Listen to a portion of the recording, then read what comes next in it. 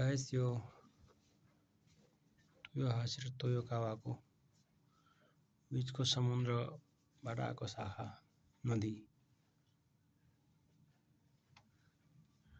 हो तोयोकावा area.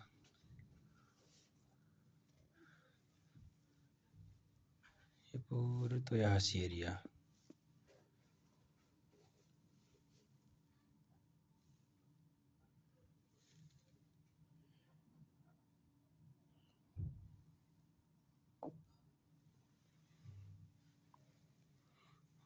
Playground बनाएको रहेछ एउटा।